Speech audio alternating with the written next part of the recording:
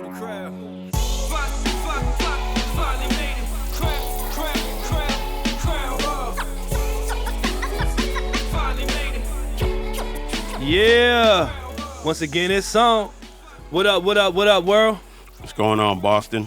Welcome to episode 4 of the new Jack Sports Machine. And once again, like always, we live from Audio Chemist Studios in Charlestown, Massachusetts. I am one of your hosts. I go by the name of Jay. And of course, I'm alongside the homie Big Tease. Here we are here in Boston on a lovely Saturday afternoon. Shout out to George Michael. Shout out to George Michael. Yo, we got some breaking news this Saturday, but we got to, I don't know, should we get to the breaking news first? Yeah, we need to this breaking news first, bro. So we got some breaking news, man. Right before we sat down to record the podcast, COVID struck the Patriots, man, in a big way. Yeah, Cam Newton came down with COVID-19, positive. So usually we get right into the New Jack news. We will get into the New Jack news, but we got to jump right into this thing. Like, bro, what am I going to do tomorrow, bro? I don't know. Don't know. Right now they're saying there's not going to be a game tomorrow. So as of right now, what's the status? They're saying, is it just Cam? Well, from what they're saying, there's been additional tests of some personnel that came back negative per team statement, but that doesn't mean that others aren't potentially carrying the virus. It can still take time before an individual viral load meets the threshold for producing another positive test from another infected individual. So it could take time for them to know that Cam tested positive yesterday, but then 2 people could test positive tomorrow, and then Monday it could be a Titan situation, or it could be a one-off where Cam is the only person, and we're looking at a Falcon situation. But what's the likelihood that he's the that's the scary thing. So, and like you just mentioned the Titan. So everybody out there in the podcast world, if you haven't been updated on what's been going on in the NFL in the last couple of days, Titans and Steelers played last Sunday. Nope, Titans in Minnesota. Titans in Minnesota played last Sunday. Correct. And the Titans and Steelers are supposed to play they were supposed to play tomorrow. Correct. But it was a bus driver that infected some of the players on Tennessee and coaching staff. And it started off with 2, and then it's kind of migrated now. 3. Now there's a coach. I think there's up to 8 people now, 9 people. There's 9 people now. Tennessee, the game for the Tennessee and the Titans and the Steelers has been pushed back. And also Minnesota had just reported that they haven't got any positive tests, but it's still kind of too soon to really kind of close the book on whether there's going to be positive tests. This potentially has, and now Cam is, before I get into that, Cam is the highest profile player, right? Yeah, definitely right now. Figure your quarterback's usually always your face of your organization. But also given the circumstances of, they're playing KC. They're supposed to play KC tomorrow, right? Yeah, but they're saying right now, as of right now, that game's going to be delayed. They're talking Monday or Tuesday. Now here, this just came in from, what is this, Jenna Lane on ESPN with positive tests for both Patriots and Chiefs. So now the Chiefs have positive tests. But they haven't even played each other yet. They're just saying right here. The game has been moved from Sunday, 4/25 to either Monday or Tuesday. Both teams and the NFL and the NFLPA are working closely to identify the close contacts and are conducting additional testing.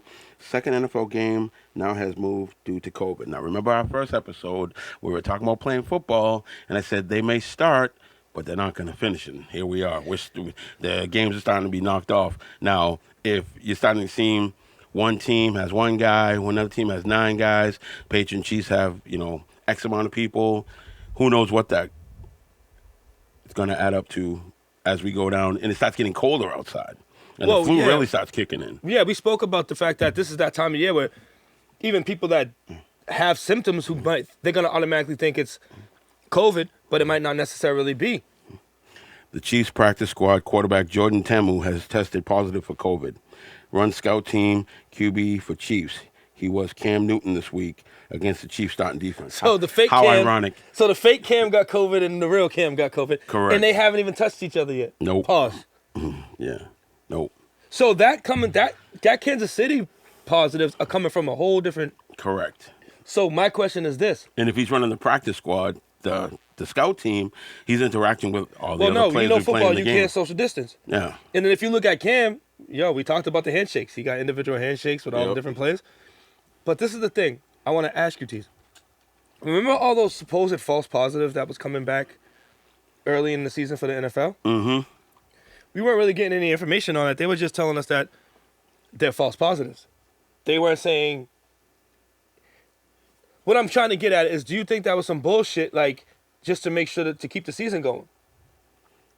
To kind of keep the media out of it and just kind of prolong, and now this shit's kind of run off on itself? Because this is a problem. This is a major issue. This is going to shut down the league. You remember before when the season first started, you had a lot of dudes. Zeke Elliott was positive.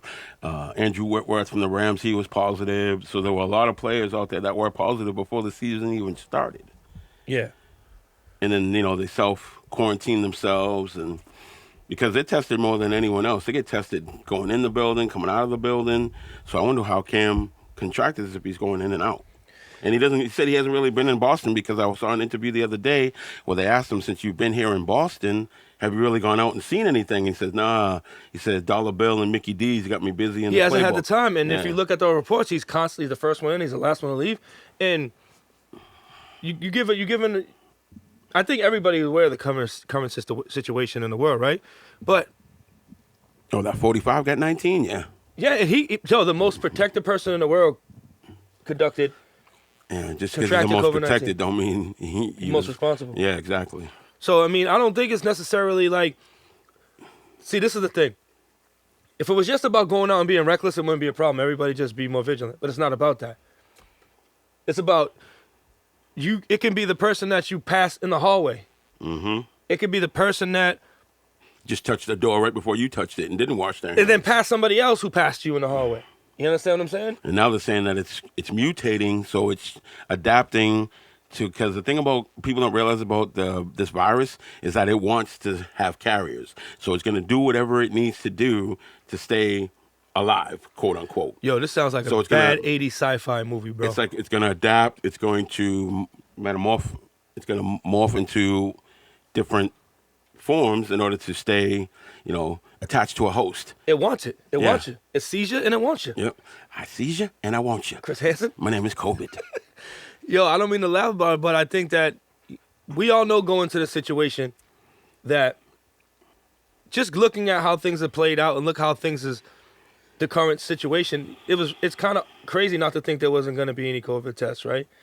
And I think being responsible, it doesn't help right now, because you can get it.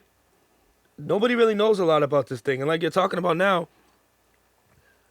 the thing mutating and gestating and trying to find different ways to stay in find hosts and things like that. That's real scary to me, bro. Very.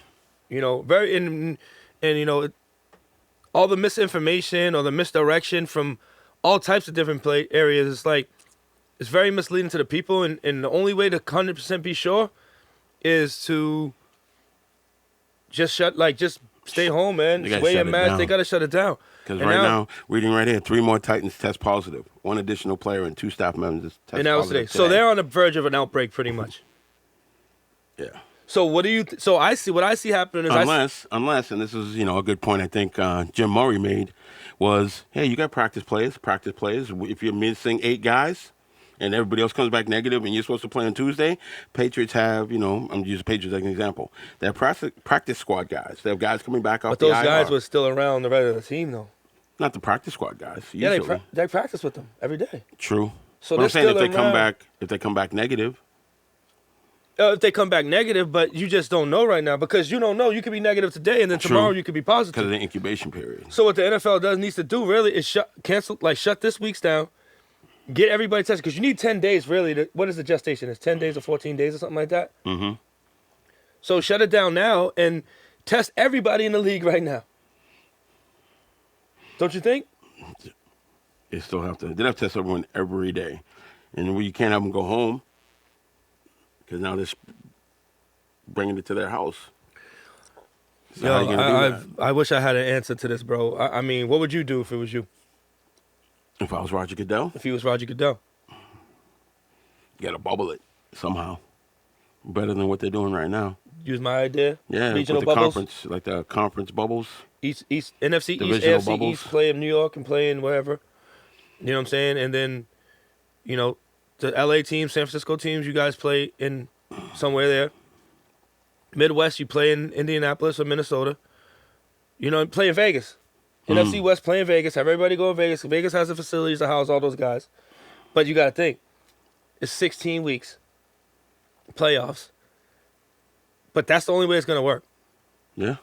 Because you can't do it the way it's going right now, as you can see. Not and working. you up the roster, you up the practice squad to a full 11. Yeah, you'd have to. You know, that's because at the rate this is going, the irresponsibility of how people are handling this, it's gonna start affecting next year. You know what I'm saying? Because the more you prolong the inevitability of, you like how I broke that down? Yeah, that was nice. But Yo, the problem is that was a double but you dictionary think, Jenkins. also, you got to think this way too. It starts at the top, and when I mean the top, I mean the president of the United States. If he's not taking it serious, nobody's taking it serious. Exactly, and he it's a trickle down. So what he says at the top, it would trickle on down. So everyone in business and so forth, public sector, private sector, you see the leader of the country doing the proper thing and setting the proper standard, then it goes forward. So if the NFL saw President X doing the right thing, then the NFL's okay, wait a minute. We need to take a step back. We might have to pause the season for 8 months, get a proper COVID protocol in place, because they kind of rushed it because of the money. They wanted to start at a certain time. And there was no questions ever really answered about it. And all the dudes that got injured because of, bad fields, not having the time to toughen up your body. Get their body used to the contact. Yeah. And the thing about it, too, is like, listen, we could talk about this thing till we're blue in the face. But people are just being irresponsible or reckless to put athletics or money ahead of people's health, right? So, right now this is an evolving story. There's a lot going on. We're not gonna spend all this time talking on it. As things come up. We'll try to give it to you throughout this podcast. But by the time this podcast airs, all the facts and details are probably already going to be out because we're doing it in real time. But when you hear this podcast, it's actually going to be a couple of days delayed, right? So by that time, we'll be there. So do we have anything like prevalent right now? So as it stands right now, we have Patriot players and Kansas City Chiefs players. A player on testing the Chiefs. Positive. Just one player on the Chiefs. Oh, it's one player on the Chiefs testing Correct. Positive, which is affecting the game on Sunday, which is definitely not going down. No, they're talking about being rescheduled either Monday or Tuesday after positive COVID-19 tests on both teams. In consultation with the infectious disease experts, both clubs are working closely with the NFL and the NFLPA to evaluate multiple close contacts, perform additional testing, and monitor developments. All decisions will be made with health and safety of players, team, and game day personnel as their primary consideration. Like I said, you had all those people on the sidelines, so now you got to take all those people into consideration. You said that go home to their regular families. You got referees that work 9 to 5 jobs, And you said it was a bus driver. It was a bus driver that got the Tennessee Titans affected. So we're gonna leave that at that. As of right now, that's where things stand. If anything super breaks along the lines, we'll come into it. So for right now, we're gonna go back to our regularly scheduled program, and we're gonna get into this new Jack news, bro. Yeah, let's get into this news. Let's see, on the news docket, on the scroll, on the board, we have the Tampa Bay Lightning. Oh, yeah. MLB playoffs, NBA playoffs. Doc Rivers fired, then hired. Israel, the killer himself, UFC middleweight champion, Adesanya. He's a beast. Yeah, man. And Deion Sanders taking on the head coaching at Jackson State. Nice topic. We got a couple more. We got a couple of topics today, man, that we want to get into, man. It's gonna be a good one. So, congratulations to the Tampa Bay Lightning, 2020 NHL Stanley Cup champions. One game 4-2-0. Won the series 4 games to 2. And that was against Dallas. Correct. Victor Hedman will be going home to Tampa. You like Tampa, don't you? It was a nice city, right? Tampa was nice, bro. We ain't gonna talk too much about that. Yeah, he'll be going back to Tampa with 2 trophies this week. Before he had a chance to lift the Stanley Cup, Hedman was voted winner of the 2020 Conn Smythe Trophy. That award is given to the NHL postseason MVP, and that is voted on by members of the Professional Hockey Writers Association. So we got double bling bling going home. Yo, he going shined up. Yeah. So now they get to he's going 90 early 2000s cash money home. You're gonna be drinking out of the cup, sitting in the jacuzzi now with the COVID? Stanley Cup. Oh yeah, that's right. You can't. Yeah, how's that gonna work, bro? They can't drink out of it. They can't even share the cup. They can't share the cup. Oh, that's crazy. That's like probably one of the first times in history where the cup doesn't make its way around the world, man. Around with all the team members. Yeah, and that's one of the that's why Stanley Cup trophy. I didn't even think of that till just now when you said the COVID jump off. Because that's one of the greatest trophies you can get, just with the ambiance around it, and your name's on it. Where a lot of trophies, your name's not on it. And each player gets a chance to take the trophy home and bring it to the bar and do whatever they want to do with it, and that's kind of taken from these guys. So that really, really stinks. But congratulations to them. You know, they were the best team by far when you watch these playoffs, man. And they were missing 2 dudes. Yeah, that's crazy to think about. They were missing 2 guys. And I didn't hit, like, Sagan, I didn't see too much. Was he hurt? I don't believe so. Because I didn't see anything with him going on. But I know Dallas kind of overachieved this season. But, yo, like I said, we're not hockey savants. But from watching these playoffs, I can tell you Victor Hedman deserved that. Oh, big time. You know what I'm saying? Because he put it to the Bruins, man. So congratulations to Tampa Bay 2020. Let's Bruins, let's see what we can do for next year, see if we can get there and take that from them. You need to get that work. Yeah, you got that work. All right, so let's see what's next on the board. We have the MLB playoffs. MLB. Major League Baseball's 2020 postseason is on to the divisional round after the Wild Card Series wrapped up on Friday.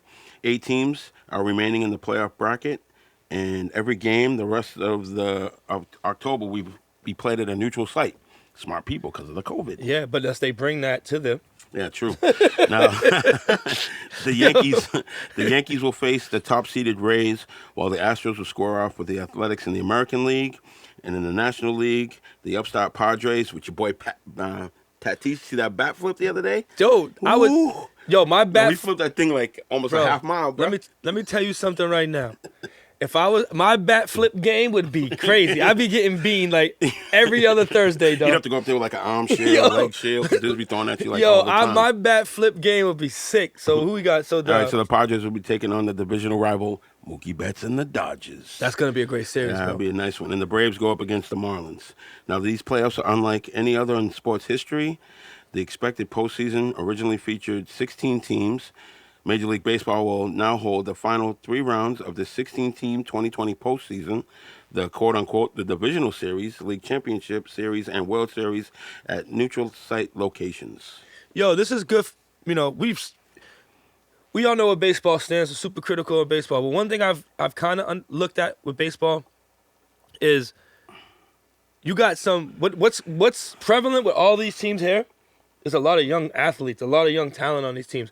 If you look at the Dodgers and you look at the Padres series, you got Tatis, you got Machado, you got Mookie Betts, you got Peterson. You know what I'm saying? You got a lot of talent. You got a lot of talent, young talent on those teams. You got Acuna Jr. on the Braves. When you figure Padres, you look at 2 examples of teams that were built differently, where the Padres were more of a do-our-system type. And then they went and got a big name. Where the Dodgers did a through the system, but they went out and actually paid for players, too. They bought your system to come here. You know what I'm saying? They bought the system to come here. Yeah. And the Marlins lost 105 games last year. That's crazy. And remember when they played the Red Sox, it was the first series. Remember that they had that COVID situation. Yep. When the thing first started, and we was dogging them.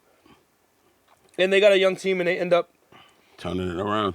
Does Derek Jeter still own them? Yeah, no? Derek Jeter's still he's still the owner of those teams. And did Tampa Bay? Yo, Chaim Bloom, I owe you an apology, man, because I kind of shitted on your prospect picking, and I was uneducated in that. Tampa Bay got some young arms, and they got some young talent. So hopefully that bodes well for us. But they're going to play the Yankees, right? Yeah, the Rays are playing the Yankees. So that's like the Rays are top seeded. Yeah, but the Yankees, things hitting again. Stan's hitting again. But I seen this continues to be a problem with baseball. I think I seen in the Yankees played. Who they played before they played the Rays? They played, I believe it was Minnesota. But in that series, I think there was something like 43 strikeouts in that last game.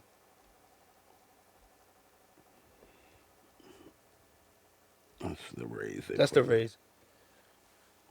I'm sorry about that. We're trying to find out. I should know this, but actually I had it here. But the point I'm trying to get to is this. In one of these series that was played in the first round of the MLB playoffs, right? Mm-hmm. There was 43 strikeouts in the deciding game between both teams, right?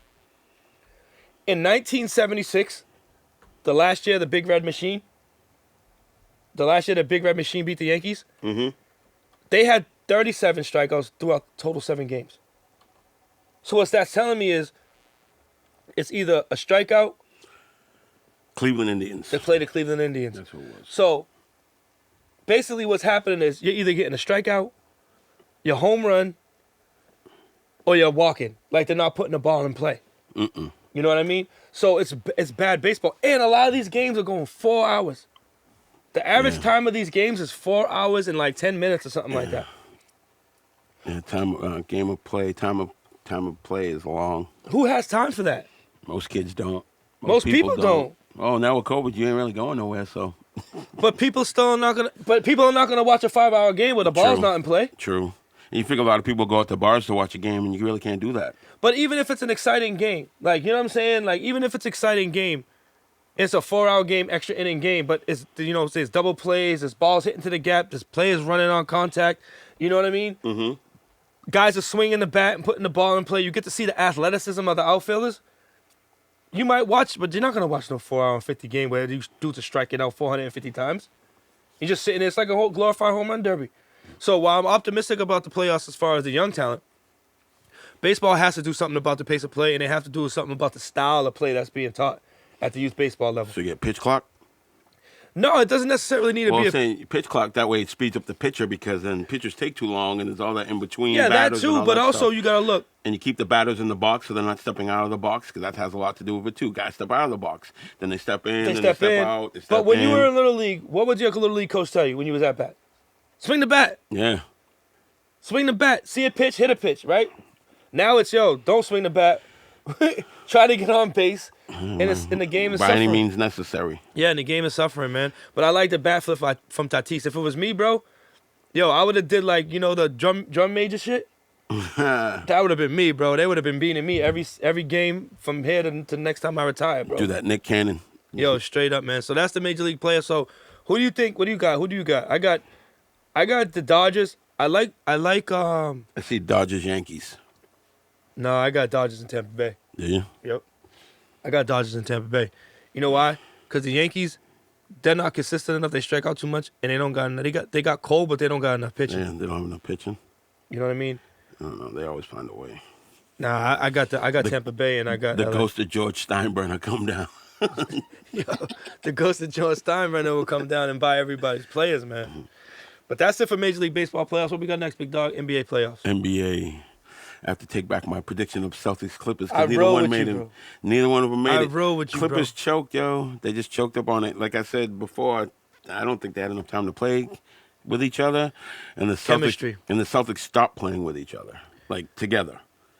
They barely made it through the Toronto series, and then they got to the Heat series where they went up against a team that was actually playing together, and playing for each other consistently every day, 24/7, 365.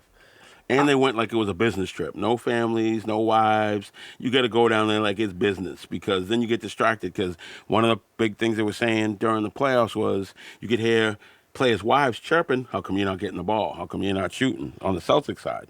So you can't have that if you're there. When we get to the Celtics, I got a lot of things I want to say about the Celtics. I think a lot of it has to do with the attitude from the top. If you look at Brad Stevens and you look at Danny Ainge, they're kind of like everything is awesome type motherfuckers. You know what I'm saying? There's no sense of urgency. You can only be that. No disrespect, but you got to think this way.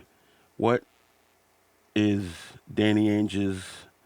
It's a moment. Correct. And I mean, that has a lot of peace and compassion. That has a lot to do with it. So it's unlike Pat Riley, who is the devil. There it is. He'll cut your face off and show it to you. And that's the thing. But I think that has a lot to do with how these guys approach certain games. You can only be, hey, we're the talented team that, we're the young talented team that with the expectations, that's only going to last for so long, bro. Mm-hmm. That shit gets old quick when it starts flipping on itself. So we'll get to the Celtics in our green tea segment, but the Lakers are looking like they're going to win this thing again. They're up 2 on Miami. Miami's hurt, right? Do you consider this, is this championship that the Lakers are about to get, do you feel as though it might be a little bit blah? Asterisk. Yeah, me too. It don't feel like... Asterisk. Is it because the Celtics is out? No. Because A, it's in the bubble. B, you don't have your home court advantage, on the road advantage. see your boy LeBron get at least 3 months off to recuperate. So you figure if he was going hard this whole time, he's not going hard like he is right now in the bubble. Because you see him in the bubble right now, he don't look like a 35-year-old I just don't think that Lakers team. Yo, look at that. First of all, I don't want Dwight Howard winning shit. He's a doof. Look, it's gonna happen because. But look at that roster. Take Anthony Davis and LeBron off of that team. Yo, that is a bum ass roster. But that's why the team works, because LeBron and AD are there. And LeBron went out and got a dude that he could look at and say, okay, you can be my Robin. Perfect. Anthony Davis is a perfect Robin, even though Anthony Davis is a better basketball player than LeBron James is right now. Right now. Right now. Not over time. I'm just saying right now. Yeah, absolutely. But Anthony Davis doesn't have that dog mentality like Kyrie or D Wade. And I feel like one of the things that Miami has is their doggedness, and I think that doggedness is being chopped down by the injuries. So I feel like... Well, one of the things I noticed is they got physical. The Lakers got physical with the Heat because they're just a bigger team. They're a bigger team. They're a bigger team. So when anyone was going to the hole, they wasn't getting no clear baskets. But that's what the Celtics should have been doing, is going to the They don't have rack. nobody like that. Yeah, though. but still, though. No, the issue was they couldn't break down the zone, which the Lakers broke down in like a quarter. It took them a quarter to break the Heat's Yo, zone it take me a defense. quarter to break the zone. Because that's why I think with the Celtics, it's institutionally taught. Mm-hmm. Keep shooting until you eventually fall. You know, some of those, I can't put on Brad Stevens because players weren't listening. No, if you're on the court, somebody got to make the decision to say, yo, okay, look, this is what we got to do. Their best games was when they went to the basket. When they went to the basket. Jalen Rose, wow. Jalen Brown went to the basket, and Tatum went to the basket. Set a step back Marcus threes. Smart took 20-something threes that last game. 22 he took in one game. I don't know if there was that last game. And herein lies the problem. But, let's not talk about ourselves. We'll talk about them later. Let's give props for the Lakers to get into the finals. Let's give props to the Heat because the Heat did what they did. And now this is kind of a bad championship in my eyes for the Lakers. But, hey, it is what it is. Yeah, so I'm looking exactly. I'm not even really, what do you do for the rest of this time? You know what I mean? The Lakers are about to get this chip. LeBron's going to end up with his fourth. Correct. Still ain't good as Mike, though. Nah, You can't be 4-6? Speaking of NBA. 4-6. What's the next, dog? What's next? Yeah. What you got next? Your boy Doc Rivers. Yo, I like Doc Rivers, man. See? But there is something to him. Is some of it what Doc Rivers is a little bit overrated? I think Doc Rivers works better with younger players, certain players. Well, can't even say certain players. But I know one dude who's happy that he is going to be the coach of the 76ers, and it's not the two guys that you think. It's going to be Tobias Harris. Tobias Harris is more than happy because the reason why Tobias Harris got the money he got was because he was playing under Doc Rivers when he played for the Clippers. That's right. And some of the best basketball Tobias Harris has ever played was under Doc Rivers as his coach. But what is he? That team currently constituted is still because he was a double guy when he was on the Clippers. Yeah, but he was like a 24-10 guy when he was with the Clippers. He fit that style that they was playing. So Doc Rivers is gonna have to most likely come in and play that same style. But in that style that when he was with the Clippers, Kawhi wasn't there. Thing wasn't there. It was Harrell. They still had all them other pieces.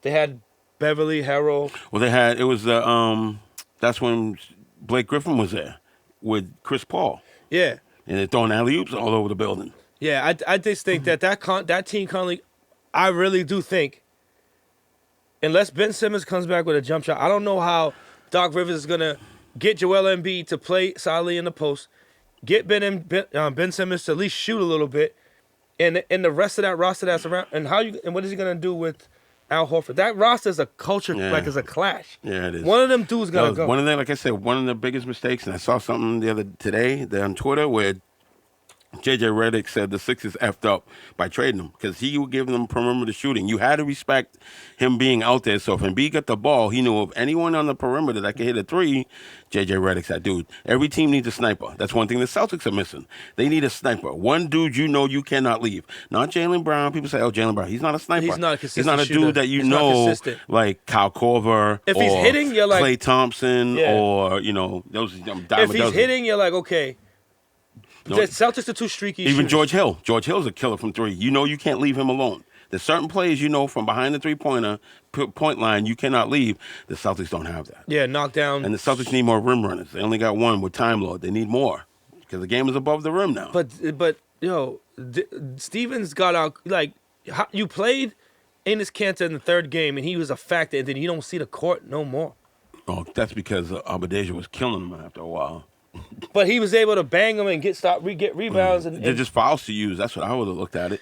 It's crazy. You got to put a body on him. A dude like that, you can't just have uncontested let him run around. dunks. But I keep going to the Celtics because I'm so aggravated. But anyways, Doc Rivers is the only coach in NBA history to lose three series when he was up 3-1. But also you got to think too that it's the first time that the Clippers ever made it that far in the playoffs. They've never made it that far. You can't lose 3-1, bro. I know you gotta that, win man. that, especially with but Kawhi that's players. and Paul George. That's players. That's players. And this is what happened too. I think that's players because you had Paul George, who hadn't won anything, and then you had, the previous administration that was already there, Sweet Lou and, Harrell and all them, and they weren't trying to hear what Paul George was trying to say. Well, I think I got a theory for that too. And also, you have Kawhi, who's your leader, who's taking games off. You can't have a dude be the leader of your squad and take days off. That's not going to work.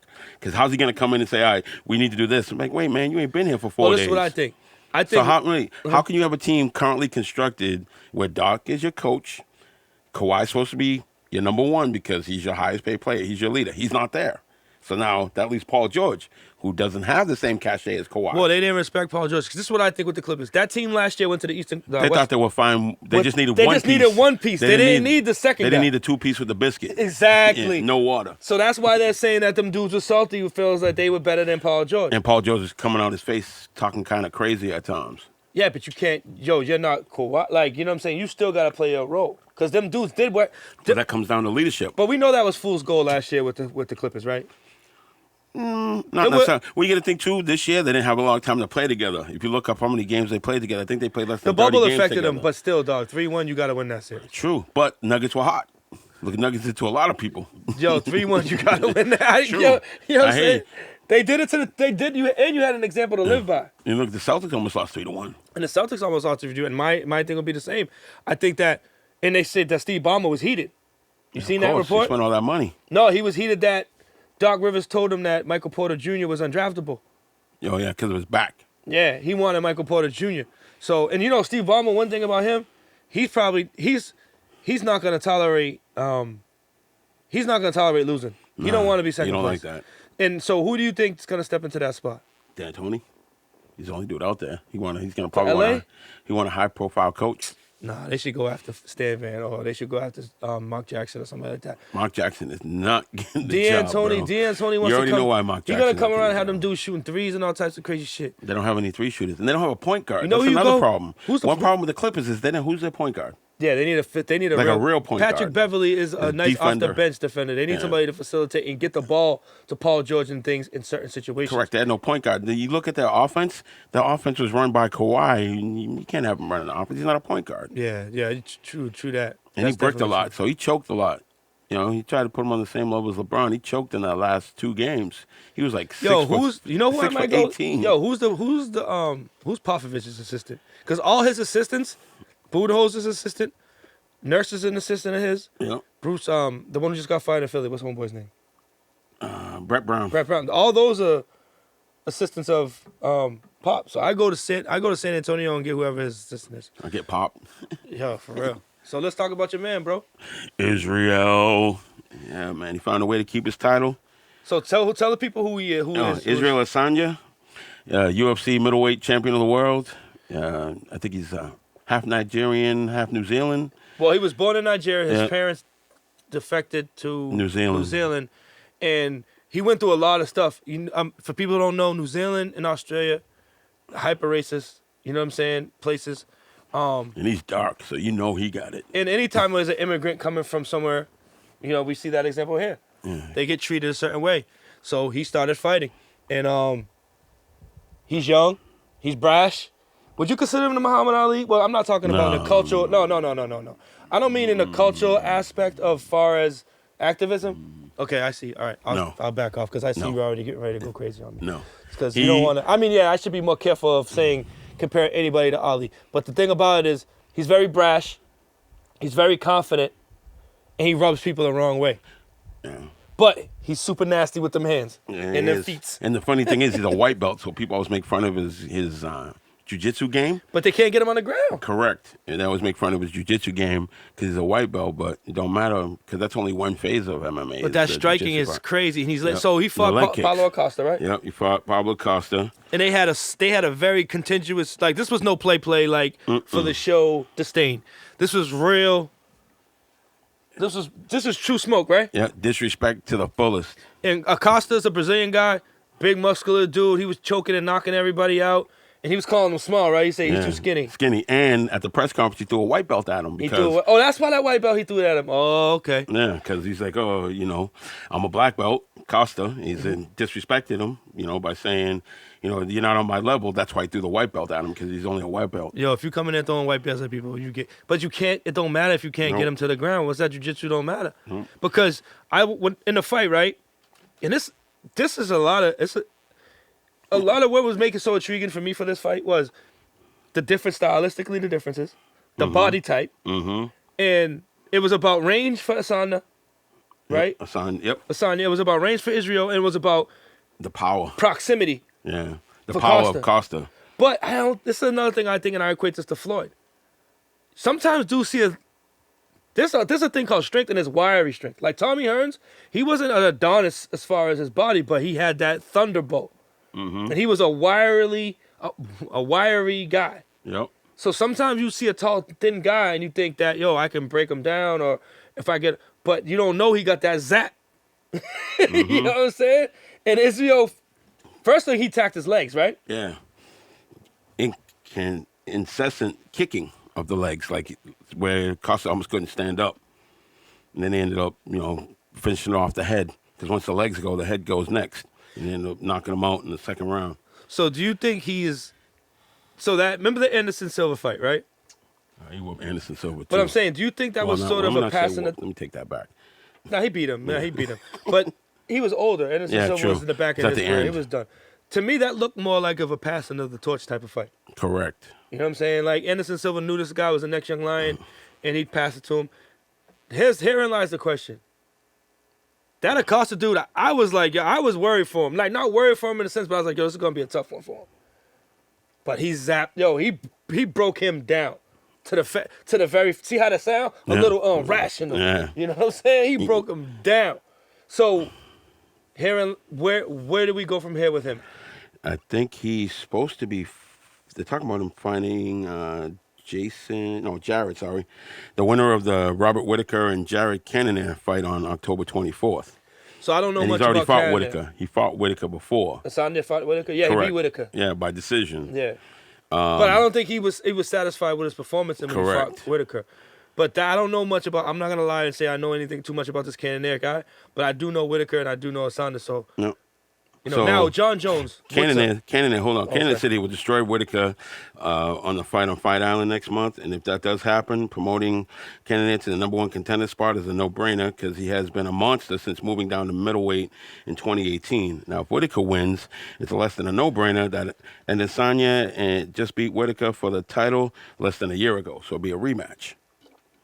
Now, so he has to beat this dude to get his title, to have a chance to get his title back. Correct. And it's going to be a tough fight. Yeah, but Asanya, man, he's so smart in how he fights. He knows his strengths. Nobody's been able to get him to the ground. But a couple of times when he got taken to the ground, he handled himself pretty well. So I don't know, man. It's gonna be interesting to see. And then from the winner of that, then you got to look at there's Darren Till, who's another big time. They got a lot of good fighters in middleweight, and Jack Hermanson, and they fight on December 15th. Now, if Till wins, that'll be a big fight for Adesanya to take on because he's a really big-time fighter. He's up in the top 10. But everyone's dream fight is between John Jones and Israel because they've been going at it on Twitter now, where Israel brought up John Jones' mother saying that if your mother was alive, she wouldn't be proud of the son that you've become. And then John Jones goes on this rant of, all the stuff he's done humanitarian-wise. And he's like, well, looking at it, millions of dollars in the bank, humanitarian foundation, I think my mother would be very proud of me. So they've been shooting shots. Yeah, they've been shooting shots. They're going to have to do UFC, that's their payday. Because they might have to wait till COVID's over for that. You thought Khabib and Conor were big? Yeah, these two will be even bigger. If I'm Dana White, I'm waiting till COVID's over. Oh, for sure. I'm Because you waiting need for all Kobe that. to- You need all that gate money. So that's my down with the. I'm a fan of Israel though. I'm a fan of his. I'm gonna watch his fights. I'm very skeptical of buying the UFC fights because I just don't know enough about the fighters. But I'm a fan of his, and I'm gonna start investing in that product because I like him as a fighter. So, yo, man, this is a big one, bro. I don't know if people realize this. So the last news topic we got is for those who have been aware, have been paying attention. Former Hall of Famer, Falcon, 49er, Cowboys great, Deion Sanders. I'm pretty sure y'all familiar with the name. He just was hired and accepted the head coaching job at the historically black college of Jackson State University in Jackson, Mississippi. Now, what this means for college football and what this means for especially HBU is a big deal, right? I don't think there's ever been anybody. And you know what the ironic thing about his signing is? He's going to be the 21st coach of Jackson State. And what was his number in the NFL? 21. Oh, that's dope. I didn't even think about that. Yeah. I didn't even think about that. So I mean, we'll get into the historical press. There's a lot of things to cover with this. So just a little background on Jackson State University for those who may not know.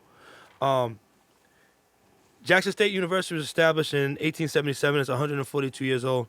It's one of the largest HBCU schools in America with over 7,000 students, both post-grad and undergrad. And as far as athletics go, it's kind of it's the biggest. It's one of the biggest. It's one of if not the biggest HBCU college in America. The football team has had a lot of success. There's a lot of notable alumni that have come from Jackson State University. They have 16 SWAC titles. SWAC title, which is Southwest Athletic Conference, and it's basically a historical black college conference. They last won in 2017. So. And they haven't had a winning season since 2013. Jackson State finished the 2019 season 4-8 overall, 3-4 in conference play, and second to last in the SWAC East Division. The program has had a 23-44 overall record since 2014. So, some alumni that come from Jackson State. You know, Jackie Slater. Oh yeah. Jackie Slater went to Jackson State, and also Jimmy Smith. Okay, wide receiver that played for the Jaguars. Yep, and guess who else? You're missing one. Think about it. Jackson State. Walter Payton went to Jackson State. Did he? Yep. I didn't know that. Oh. Walter Payton went to Jackson State. So, you know, it has lineage, and that's the thing that people don't understand. So let's just get really quick into the history and importance of and impact of HBCUs. So for those who don't know what a historically black college is,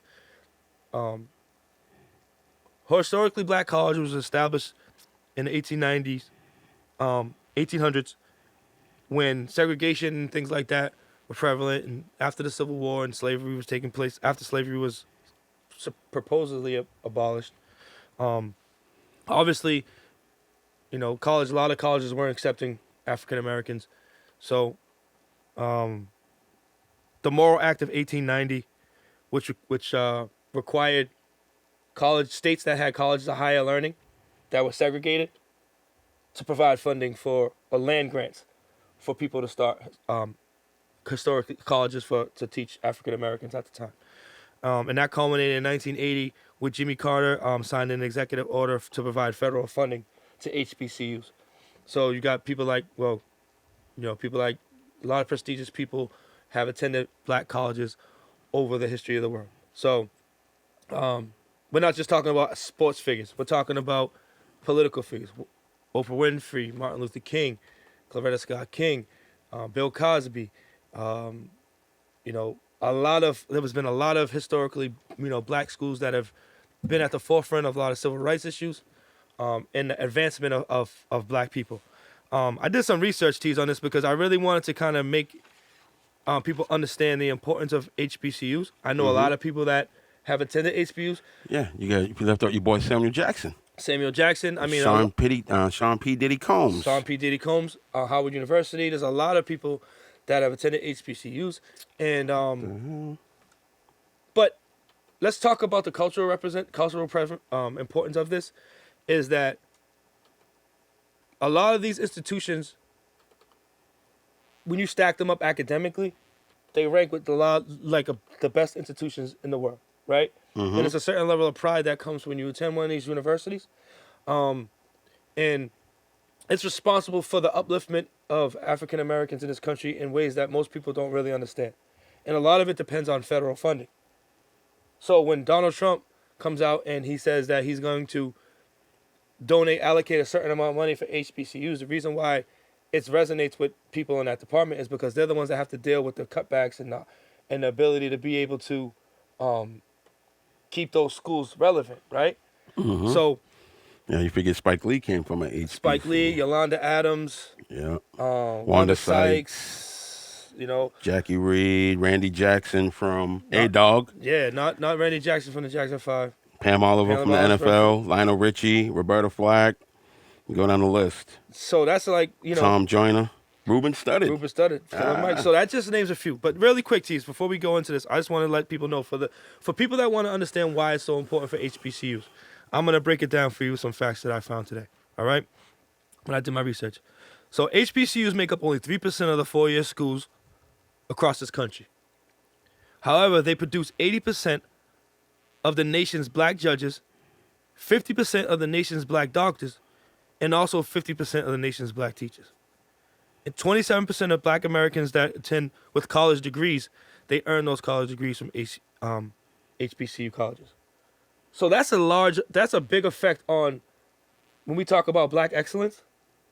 HBCUs, not only culturally, being on an HBCU campus and being around your people all striving for great things and feeling like a brotherhood that you can't really put a price tag on, it's responsible for educating our youth at a level that a lot of schools could never imagine. So for somebody like Deion Sanders to take a position at a historically black college, this adds a whole other element of the NCAA and how it's been unfairly and just unregulated. I was about to say unregulatedly.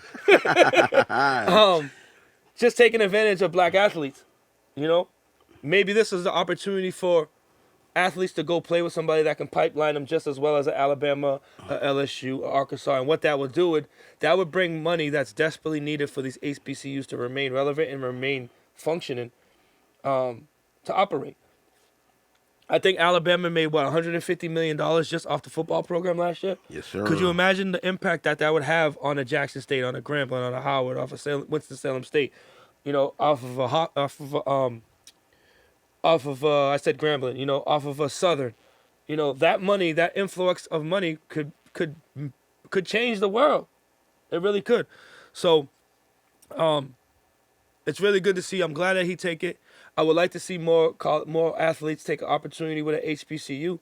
I myself, one of the regrets I have in life, one of my biggest regrets I have in life, Tease, is I had an opportunity to go to Morehouse and I didn't take it. You didn't? I didn't take it. Why? I just think I was young at the time, maybe a little intimidated. You know what I mean? Maybe not understanding the speciality of the situation. Nope, I understand. My mother said the same thing when I was looking at colleges. She wanted me to go to school down south, like a black college. She went to Livingstone in North Carolina. Ben Coates, alumni of Livingstone College. But I ended up going to UMass Amherst because I didn't understand. Now I look back like I probably would have had a totally different experience if I had gone to a Well, it's shout out to, Leroy Gibson, HBCU. Clark Atlanta. Shout out to Herm Banks, Morehouse.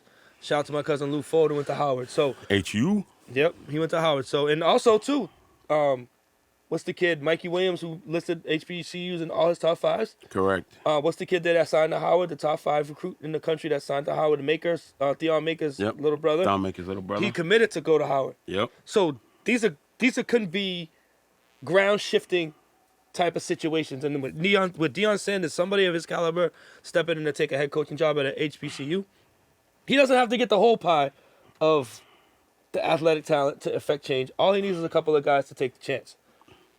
Oh, exactly.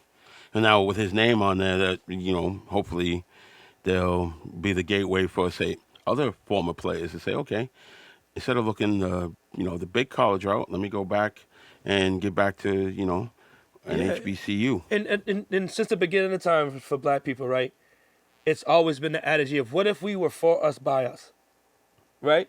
Yep. But we can never seem in enough and enough percentage to affect change to make the step and just say, go ahead, and let's see what happens. And a funny story about HBCU school, Grambling Tigers.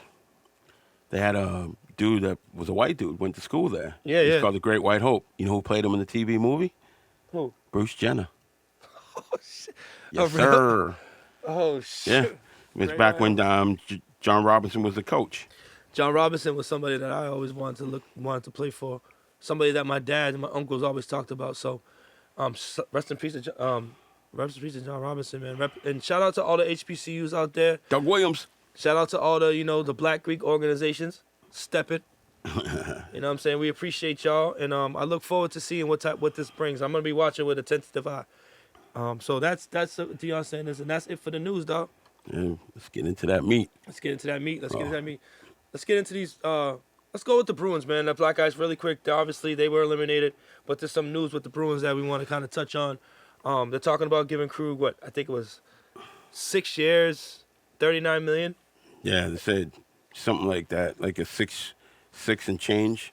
Yeah, I think it was about six. It came out to about 6,000. Yeah, right. 6,000. It came out to about $6 million a year.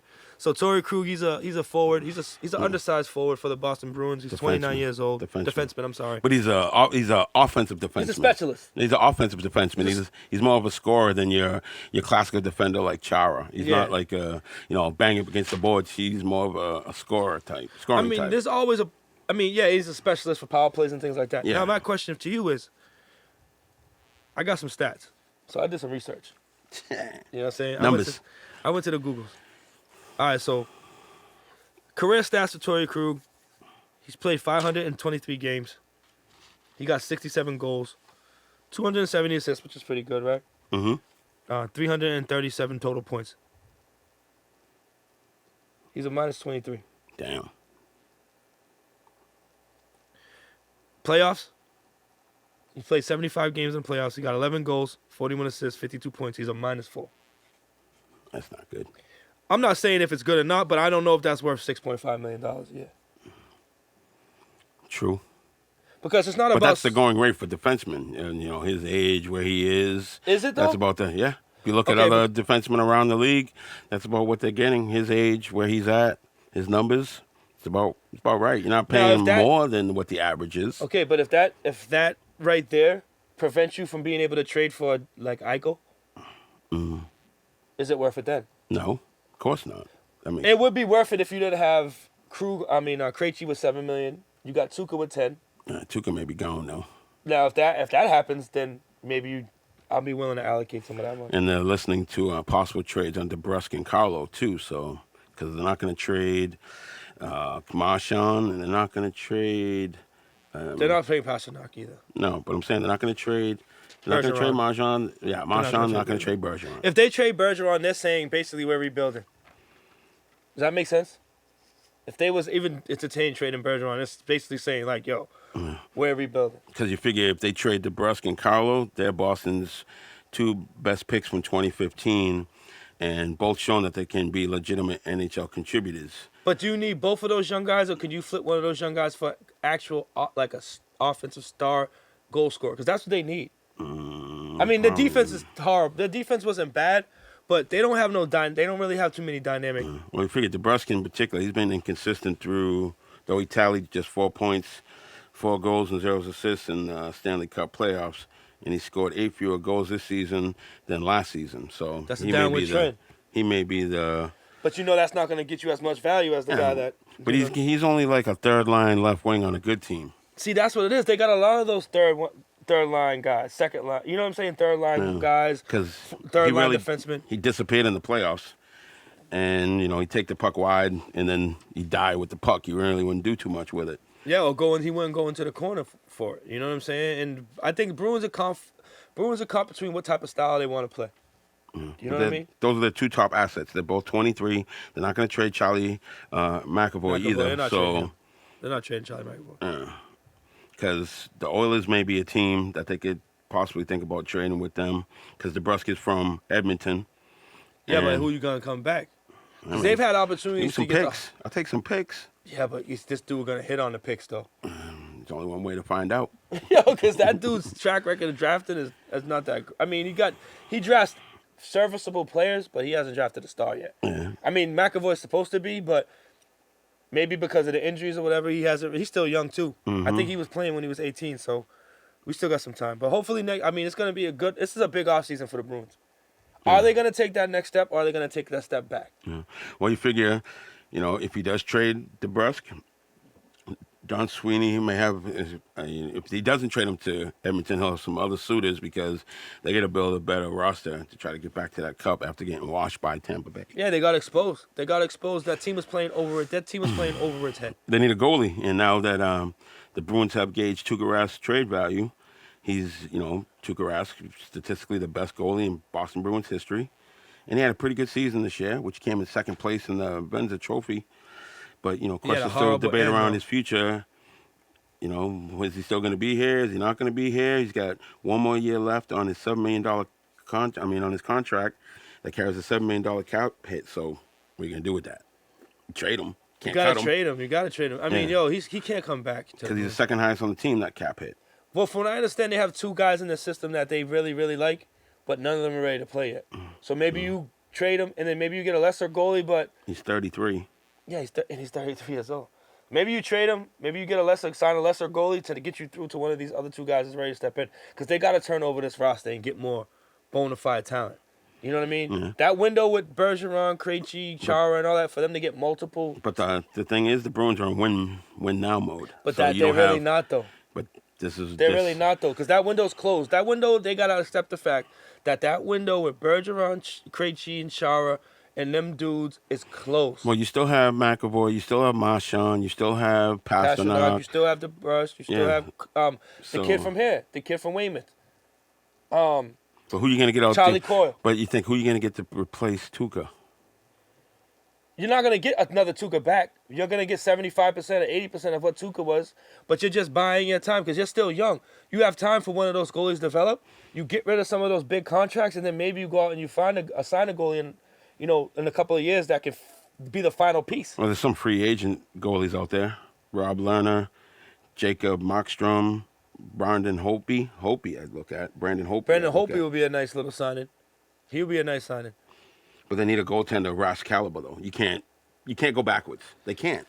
You saw what happened when you put Halak in there. If you invest in your defense, but see a lot of that too. If you invest in your defensive. But the year they won the cup, what was the key? It was the goalie. Yeah, but he played out hot. of his mind. Exactly, but you're never gonna get that. No, but you hopefully can recreate that. If you go and you invest in your defensive lines, your first and second line, top flight defenseman, you can afford to kind of maybe take a step back on goalie for the time being until one of these two guys. They'd have to go and get somebody like Oliver Ekman-Larsson if you're talking about that. If they're not going to go get a goalie, you know what I mean? You got to go get a top defenseman. He is the opposite from what I gather from him. Like I said, we're not hockey savants. But from what I gather from this guy, is similar money to Krug, but he's more of a defensive-minded. And he said bigger. that the Bruins are one of the teams that he wants to come to. Yeah, and he's more a defensive-minded defenseman. We'll see. Where Krug is more of a specialist offensive-minded defenseman. But we'll see what Don Sweeney's going to do. We'll see what Don Sweeney's going to do. But they got to figure out. This is a big offseason for the Bruins. And as you guys hear, my papers flap away. So listen, bro. What's next on the list? Next on the list is green tea, dog. Bums. I rode with you, bro. I thought they were going to look good. They look good. And they played us, son. They did. They played us, son. Did we get too gassed off of that, or was we homerism? Yeah, I think we got homered. Well, the Heat were hot. You know what I mean? No one... By the time we were making these predictions, the Heat was still playing Milwaukee. No, I think they were playing Indiana. I didn't know if they had made it to Milwaukee. No, we made these predictions. The Heat had already won their series. The Celtics was getting ready to finish. Celtics had just beat Toronto when he was here. And the Heat had already won because they almost swept them. Yeah, they were waiting. So they were waiting. So I didn't think the Celtics would lose the way they lost. I didn't think they could have won this. They could have won the series. You figure 3 of those games that they lost, they were up going into the fourth quarter. By 20 on both of them. That's mental. You can't blame the coach on all that. That's on the players, too. You can blame the coach. Because there were times they're saying that Jason Tatum looked like he wasn't into the offense. They were if running he's standing over sets. there and he's not getting the ball. They were running pick and pops for Ojale and Tice. But that's the coach. Why are you putting them dudes in there? But he's probably putting him in to get something out of him. Well, the thing is, he wasn't getting anything out of his starter. He needed energy. Like the problem with the Celtics is Grant Williams needs to be like 4 inches taller. Yeah, if he was 7 feet, he'd be a Grant Williams is taller, If he was 6'10", he'd be perfect. Correct. He'd be perfect. But this is the thing. Herein lies the issue. And that's my token phrase. Herein lies the issue. This whole, they're young and up and coming and this, that shit is only gonna that's only gonna last so much longer, bro. At some point, you gotta go from being the potential, because potential will get you fired, bro. Yeah. You gotta go from being that team that everybody goes, hey, those guys are gonna be something in a few years, to actually that team. Yeah.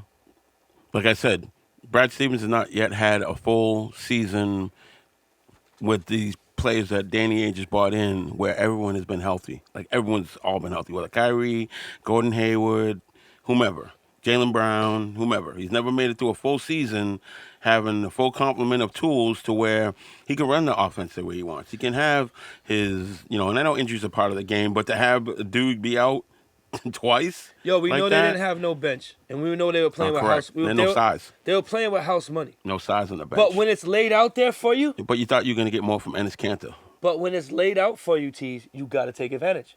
This is the opportunity in a bubble. They were playing hot. They got the heat. They didn't have to go through the Bucks.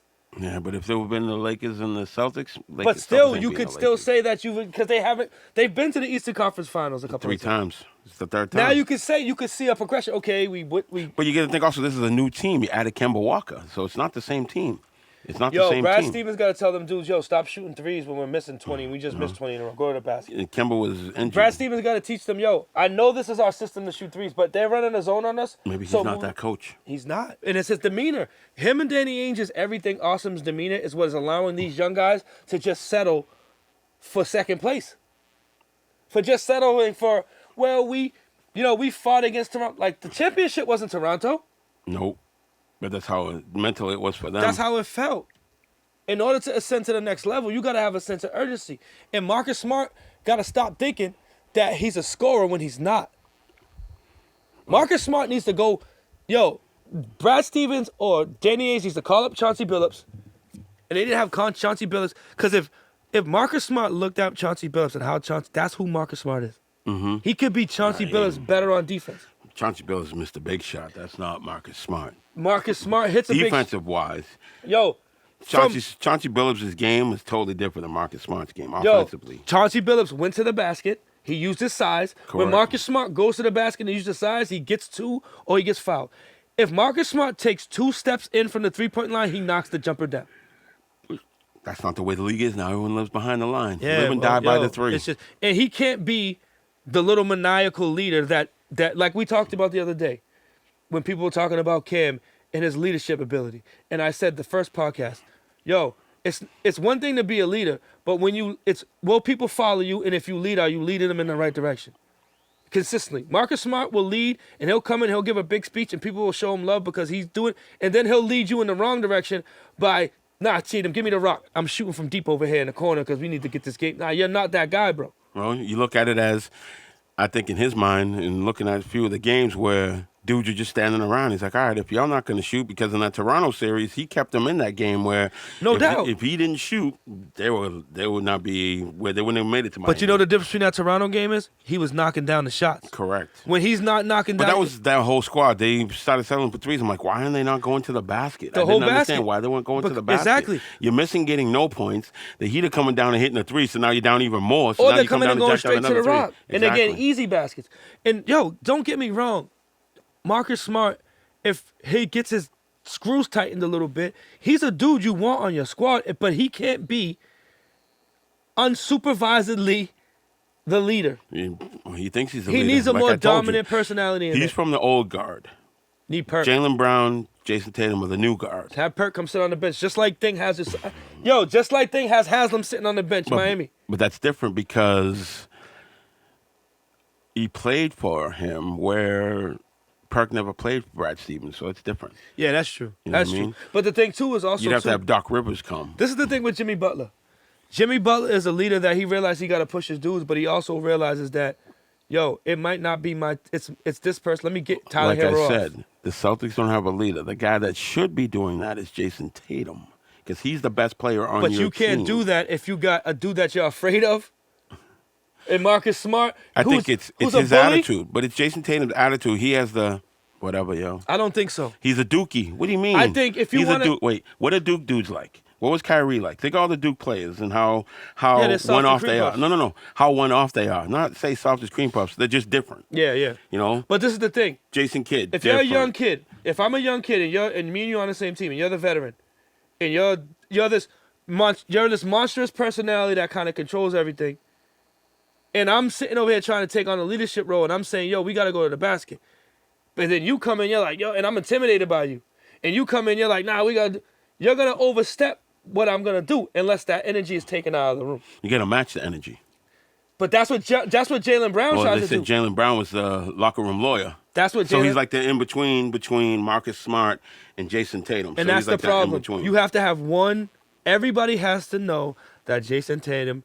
That's the problem with the Celtics right now. Yeah, they don't have a leader. They got too many people that don't want to Too many Chiefs and not enough Indians. They don't want to relinquish the fact that Jason Tatum, regardless, and Jaylen Brown have to be the focal point. Like I told you last week, this shouldn't be an offensive possession. Kemba Walker, Hayward, whoever. This shouldn't be an offensive possession that the ball doesn't go through Jason Tatum.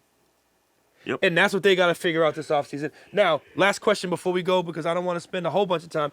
But do you build on this, or do you shake things up? Trade them. Shake it up. Ain't working. Not working. 3 years in a row, not working. So you want to shake it up. Yep. Now, do you want to shake up, a big shake up? No, I want to shake it like a snow globe shake it. You want a straight up shake up. Yeah. So what are you talking? What does that constitute? Trading players, trading people. Who specifically? Gordon Hayward, if you can. See, I don't think Gordon Hayward's the problem. I think money that Gordon Hayward makes only to get the value that you're going to get, you're going to have to trade Gordon Hayward and somebody else. The only way you're going to make a serious, really change, and it's either going to work or not, is if you give up Jaylen Brown or Tatum. Like I said, Dame Dollar. It was so Jaylen Brown to Portland for Dame Dollar and McCollum. It was 3 players from the Celtics. It's Kemba, Marcus Smart, Jaylen Brown. This is what I've heard out there, not saying, for C.J. McCullough and Dame Dollar. Boston, if you put Dame Dollar with Tatum and Hayward, bruh.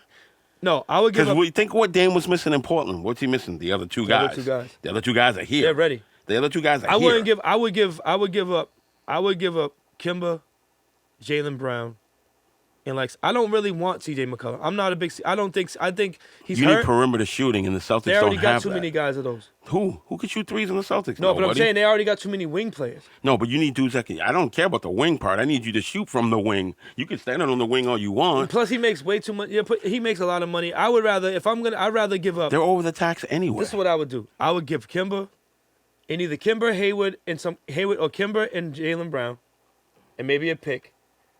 Right. Mm-hmm. 2 thing for either Lillard in the center there, Nurkic. Nurkic, they ain't giving him up. Or Whiteside. But Whiteside gets killed in the pick and roll. But that's why if you want a big, then you might as well just go to Steven Adams if you need a big. Or then I'm just trying to make a play. I'm just trying to make a play for Dame. But you got to it's got to be a package. You need both guards. You don't if need you're losing both guards. Jaylen Brown, who's scoring? You got Hayward coming off. He's going to be healthy. He's not the 2. Who's your 2? You play Tatum at the 2. Or play Tatum at the 3. Play the 2. Gordon Hayward can't play the 2. Well, you sign a free. I'm not just taking C.J. McCollum. And they're not going to give you Romeo Langford going to be your 2? I mean, according to Danny Ainge, I like him, but come on, man. I'm saying, or you trade Gordon Hayward back home to Indiana. No, you trade Miles Turner. This is my trade. This is what I do. Miles Turner, Jeremy Lamb, and McDermott. He's the sniper. That's your shooter. Yeah. Lamb, he'll be like a 15-point scorer, and you trade Gordon Hayward and 2 of your picks that you have. Because Danny Ainge's been holding on to them picks. He needs to give up them picks. I don't know what. But they ain't valuable. Miles Turner is a good 3-point shooter. He played well against the Heat. He's a rim defender, which the Celtics still don't have. Yeah. Somebody to protect the rim. When people go to the basket, like, oh, Miles Turner's there. If the big don't shoot threes, Brad Stevens don't want him. Think of how many layups were against the Celtics in the bubble. I would make a play if I don't know. if I'm making a play, I'll make a play for Dame. Because you figure Miles Turner, he's 24 this? years old, and you match him with Jason Tatum. How about this? How about this? And this is going to sound crazy, but listen. Kimba, right? And Jaylen Brown to OKC for CP3 and Steven Adams. They need a big. Steven Adams. No, I mean, in return, you're going to send back to OKC. They need a big. Put Tyson, one of them bum-ass niggas in there. They're building. They need a big. Put Tyson, one of them bums in there. No, that's not going to work. I think CP3 would be good on the Celtics. Yeah, they needed somebody. But then that's still locker room. But you have to get rid of Marcus Smart, because though. Chris Paul loves to beef with people. Yeah, but he needs young you dude. need that dude on the court that goes, You'd have to get rid of Marcus Smart. He could not be there. Yeah, you have to get rid of Marcus. Maybe you give up Marcus Smart. Instead of you giving up, you got to give up Kimba, though, because they can't play on the same court together. But, I mean, I don't know, man. I don't know if you build on this. I don't know. It's going to be an interesting offseason. All I know is they can't continue to sit around and act like they got all types of time to win championships because the Eastern Conference is changing. Doc is back. Mm-hmm. He's going to get that Philly team right. But most of it off-season hinges on Gordon Hayward. Yeah, they're talking about him opting out and then re-signing for less money. That's what they were saying. They're saying he's going to opt in. If he opts in, which many expect, Boston will be on the hook for $34.1 million. $34.1 million.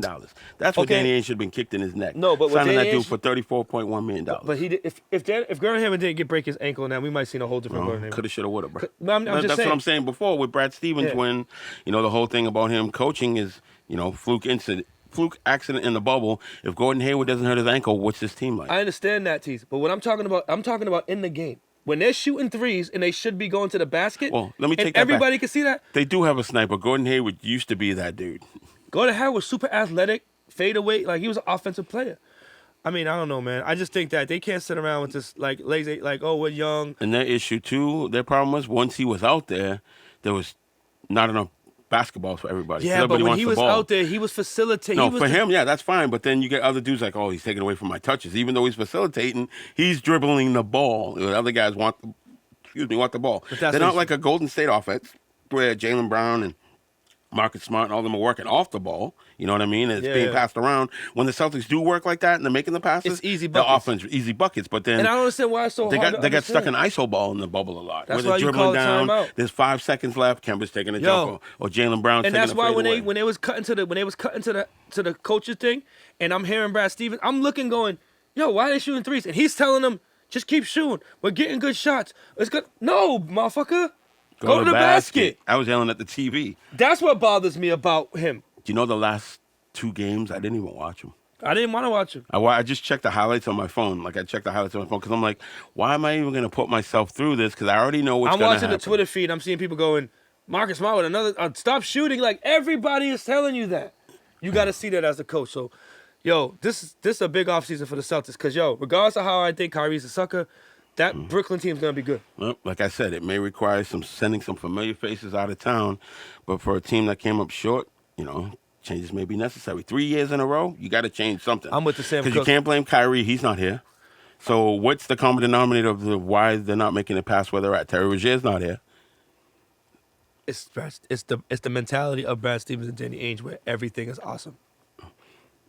That little engine that let me ask you a question. They need to get bigger. Let me ask you a question. They wasted picks on Yabusele. They wasted picks on Let me ask you something. Zizic. They wasted picks on, you could have had old boy that plays for Toronto. Siakam? Yeah. But they passed on somebody them. like Ibaka would be nice. But let me ask you a question. Your mom used to read you a little engine that could, right? Yep. How great of a fucking story if that little engine never made it to the top of the fucking mountain? It's not. It's not. You know what I'm saying? You can only be the little engine that could for so long, bro. True. So let's move on, my dog. Let's move on to the fucking Pats, bro. So, man, look, we got a lot of things going on with the Patriots right now, bro. Yeah, because now Cam Newton's out, and Brian Hoyer is your starter, and is expected to be your starter for the Week 4 matchup with Kansas City per Ian Rappaport of the Rap Sheet. Yo, it makes you think about in a movie where they're like, everybody's like, don't panic. And that one dude's like, we're going to die. He said not to panic. Yo, we're done, bro. We said Brian Hoyer earned a 70.3 passing grade, on 72 dropbacks in 2019. Yeah, it's not good.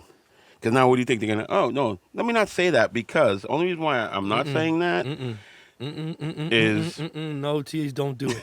Do not do it. Who knows? But think of this, though, and being real. Who knows this offense out of the 3 quarterbacks they have on the roster, who knows this offense better than Hoyer? I'm not saying he'll be able to, make all the throws and do all that, but who knows the offense better than him? It's he not knows. this, He knows it. It's been Cam. They've been Only some of it's been Cam. but Not all of it's been Cam. But even just the mentality of the guys playing with Cam, True. The style that they're playing, it's totally different now to try to switch to what Hoyer's doing. Well, we'll see. Hoyer can run, but he can't run like Cam.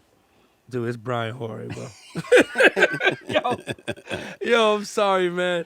Dude, I seen that Texans game in the playoffs when he listen. Yeah, but he's playing for the Texans. He's playing for Bill O'Brien, not Bill Belichick. Big difference.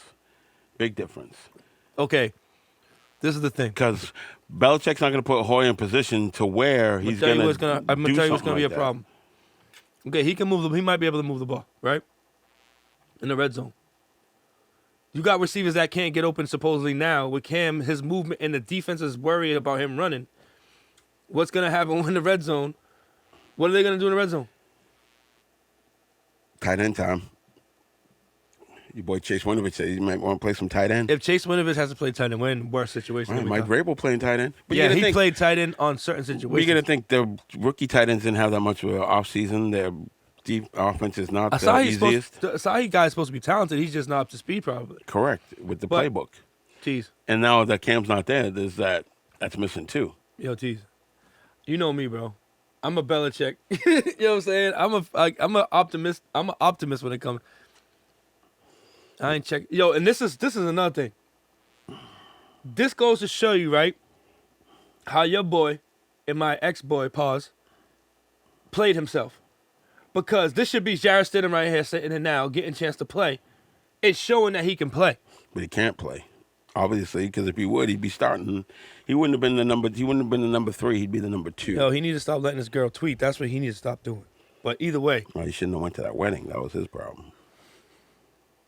Yeah, he shouldn't have went to that wedding. But also, he wasn't. He came back. He's not prepared to play. So the problem too is the NFL has a COVID donut hole, because the daily testing can't eliminate the incubation period between exposure and the generation of a positive test. So they could say now, yeah, they're playing on Tuesday, and Tuesday could come. You could have like 6 more positive tests before that. Yeah, they're not going to play. I don't know how that's going to work. Especially if Cam's been, if Cam wasn't around the team, say it was like a bye week and everybody kind of was their separate ways or something like that, then I would say, but not only is it by the team, he's engaged with every single one of his teammates. And coaches. And everyone in the building. All them dudes got the heebie-jeebies, bro. Yeah. It's crazy. All them dudes got the heebie-jeebies, man. It's a bad situation. Let's just talk about the Patriots. Let's talk about the Patriots thus far. So, there was a bunch of questions coming into the season, with Cam and all that stuff. They go into Miami, and we start to see the beginning of the gestation of the new evolution of the offense and what's going to look like. Miami came here, actually. Huh? Miami came here. And they did what they wanted to do, right? What we thought they were going to do. Run the ball. Very conservative. Cam ran 15 times that game? Yeah, 15 times. And he was big in the red zone. You know what I mean? It's Miami. I think what concerned me in that Miami game was, but I gave him kind of a pass offensively, was you got a guy that only has 3 weeks with you. You're kind of just putting in the rudimentary, hit the bell. Ding. Rudimentary. You're putting the rudimentary stuff in to kind of get him comfortable, and luckily you have an easy, soft opponent that can help you kind of walk your way into that stuff, right? So I was looking more of like I can kind of see where they're going to try to go with this, right? Mm-hmm. Some things that concern me down on the defense. So I was optimistic about that offensively, as far as I like the fact that the offensive line is bullies. I like the fact that they're going to lean on people and they're going to try to modernize their approach to things, right? And I could see kind of where things were going to go. I didn't like it. Yeah, a lot of it was on Cam, but that was really your only choice going into that short week. Not a short week, but with Cam being there and everybody kind of getting acclimated and kind of getting your feet wet with all the COVID stuff. That was the perfect opponent, perfect situation to kind of start that, right? Defensively, I liked. Offensively, what concerns me is I don't see no dynamicism. There's no dynamic to their offense. There's no dynamic. Other than Cam, there's really no dynamic element. Correct. They don't have a over-the-top guy. They don't have a chain. They don't have a chain mover. So the pressure for them to stay on schedule On the downs, yeah. Yeah, it's important because they can't get. If you're running on first down and you're getting 5-6 yards of pop, That's what it I'm makes saying. it easier. But that's what I mean. They got to stay on schedule. I mean, they look. Because so in the we'll Seattle get to, game, they didn't have that, so they ended up having to pass more. I like how they adjusted to that, but also you got to look at the matchups. True. Because Seattle's secondary and their defense ain't really what people thought it was going to be. But I do like the element of the screen game. They implemented the screen game later with Burkhead, and James White wasn't there. So I like that. Because you figured that game, and that's what I said, when you look at the game where they lost, James White's not there. Yeah, and so that makes a difference. So now Cam likes to throw to the backs. Correct, and now you're substituting Burkhead. Not saying he's bad because he had a great game against the Raiders, but now you're substituting Burkhead for James White. Totally different. Catches the ball different. Wants the ball in different places. Well, let's stay on track with Miami and just build from there. So, offensively, those are the things. Defensively, I liked the speed. You know, I like the speed, and I like Winovich. I like his physicality. Stephon Gilmore's been getting lit up, though. He got lit up in that game. I was going to get to that. I like Derek Rivers. Mm-hmm. I think Derek Rivers is a serviceable player. Our concerns about their girth. Linebacking and their defensive line, D tackles. Yeah, so but if one guy goes out, they don't have anybody else big enough. And this is one of the things that I was concerned about. Did the Patriots stop Miami from running, or did Miami stop themselves from running? Nope. Miami stopped themselves from running. Okay. And then another thing that concerned me was, Gilmore, we just paid you, bro. You can't be getting beat like that. Yeah. And then after Devontae Parker goes out and he's getting beat by a rookie. That can't happen. No. You know what I'm saying? Nope. Especially when you got a team that's going to scrap out every inch of progress that they can possibly scrap out, right? But overall, I was satisfied with the first game. You know what I'm saying? Because, Flores wasn't going to come in and not have them prepared, but they shot themselves in the foot a lot of the plays. Fitz magic through the pick to Phillips. Yep. That time, so they did. And he looks good too. And the Patriots will not beat themselves. No, and I think even more so now, right? And I think too, when that game started off, we was kind of like, it was, they jumped out and they pounded them, and then Miami came back and was like, oh, we're gonna be in for these type of games, and then N'Keal Harry fumbled through the end zone. I'm like, oh no. And that would have been a good play. He should have not tried to reach for the end zone. But then the Patriots kind of got into their groove and they finally found their way, and they stretched it out later on. Then we moved to Seattle. And we see a totally different situation. Totally different offense. Yeah, not only a totally different situation, but we see a totally different defense. Yeah. Our strength, what we thought was our strength, ended up exposing us and being a weakness because DK Metcalf was running around like a man possessed. T.O. 2.0? Yeah, he can't run routes like T.O. But he's big like that. And he has that one dynamic thing. He got that speed, size. He did the same thing to the Cowboys defense. He got 2 or 3 things that you can't teach, size and speed. Yeah. You know what I'm saying? And he knows how to use it. So then they go into the Seattle game. You're playing against Russell Wilson. Now you got a real challenge on defense. You got dynamic offense. You got Dayball's a decent play caller. He comes from a lot of the Shanahan zone read bootleg. Was Schottenheimer, isn't he there? I thought Brian Schottenheimer. Dayball's not there. I'm sorry, Brian Schottenheimer. Yeah. But he comes from that same lineage, right? So it's a lot of show me one thing. Something bootleg else. out stuff. Everything kind of looks the same. Roll out. And Russell Wilson, to me, I love Pat Mahomes, who he is. Russell Wilson, to me, is the best quarterback in the league. He's so accurate. You know what I'm saying? And he's consistent. Like, I always think of, I used to compare Russell Wilson as Tom Brady light. Like the leader-wise. Yeah.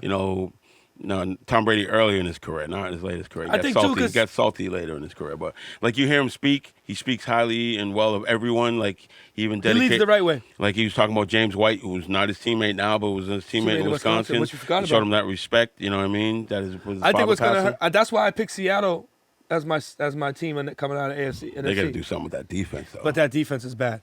Jamal Adams. And you think about that, what you just said, that defense is bad, and Pete Carroll's a defensive coordinator. So you figure the defense should not be as bad as it is. Yeah, but he gave up. He's trying to cycle through those guys right now. True. But from an analytic standpoint, watching that game. You got Jamal Adams, so now he gives him a little bit more flexibility. Yeah, but the Patriots are able to kind of take advantage of him. And Belichick was going to line up. Because remember, they were saying they're going to try to attack him like they used to attack Polamalu back in the day. Yep. Similar. He likes to come down and fly around and aggressive. We could take advantage of that.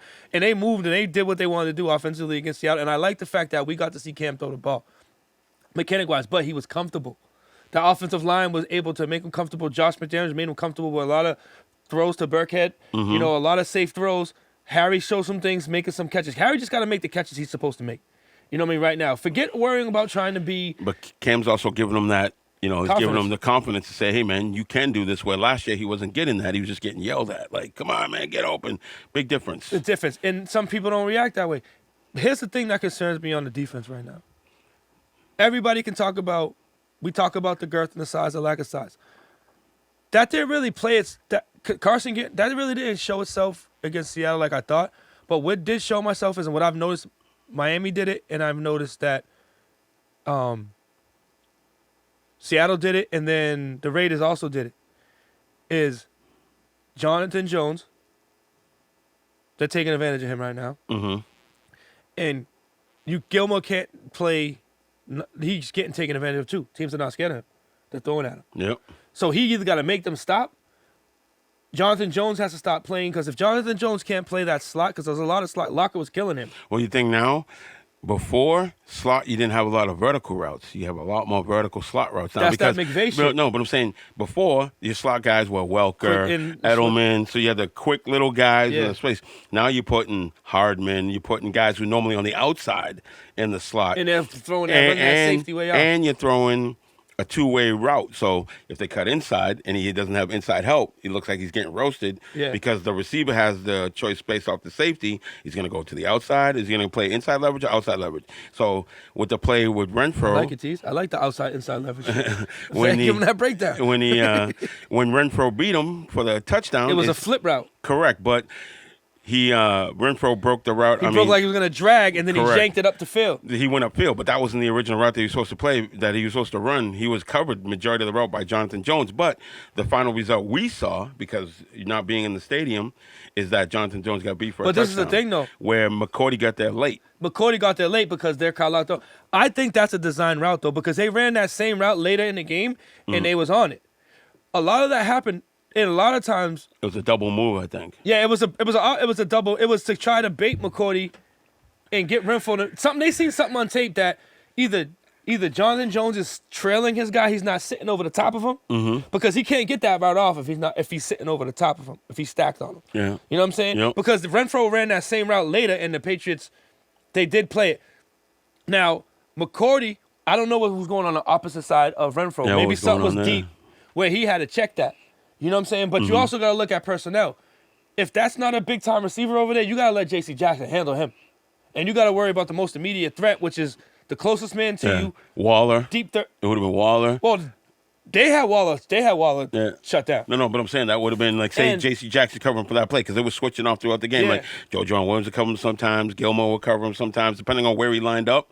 They'd have him match up against different corners. But I seen a lot of things. A lot of 95% of Waller's catches are 10 yards short. Mm-hmm. So you're not really necessarily worrying. West Coast. Yeah, you're not really necessarily worrying. And Derek Carr doesn't really want to throw the ball down the field. So that was concerning me. That's what's concerning me that I seen in Seattle. Now, listen. Coming out of Seattle, there was a lot of controversy about that play call. Yo, the Patriots are 1 yard away from being 3-0 right now. Jakob Johnson got blown up. But they read it, Seattle read it. I'm telling you, Bobby Wagner read it, and he told everyone slide to the right. No, slide to the left. Slide to the left. Kick to their right. Yeah, kick to their right. To the left. But I understand why Josh McDaniels did it, because it worked. It's worked. It's worked. And you got the bet you're playing. But it was the execution of it. It wasn't the fact that it didn't work. It's the fact that the fullback got blown up. He didn't get low enough because the dude came in and took his knees right out. He's young. And that blew up Cam. James Devlin makes that block. Oh, yeah, easily. James Devlin pushes that dude all the way back into the end zone. And it was man on man. Yeah. That's Jakob Johnson's man. He just missed the block. He got blown up. Dude took Jakob at the knees, so then his feet kicked back and hit Cam's feet. And when Cam tries to jump over, he's way short of the goal line. But he should have bounced it. But if I could second guess something, what I would probably do, I'm going Philly special. I'm sending that same look. I'm putting N'Keal Harry and Edelman on the same side with Edelman in the slot. I would have jet sweep with Bird because he's the fastest. No, I jet sweep motion with Edelman. Cam goes. Edelman has the option to throw it to the tight end to the back, or he has an option to run it in. You know what I'm saying? Something like that. Yeah. But that's the only thing I can think of. You know what I'm saying? Mm-hmm. And then we go to the Raiders, and the Raiders are what we thought they were. They shot themselves in the foot. They had a chance in that game too, but Jacobs fumbled. He was hurt, though. He shouldn't have been playing. Yeah, but it's the NFL. Shoot it up, get it out there. This is the thing that nobody's really taking advantage of the Patriots' light asses yet. No. Because they had Incognito out. Yep. And Sheldon was out. And they had 3 linemen out. And old boy that used to play for us, the tackle. Big boy. Yeah, Shelton. Then No.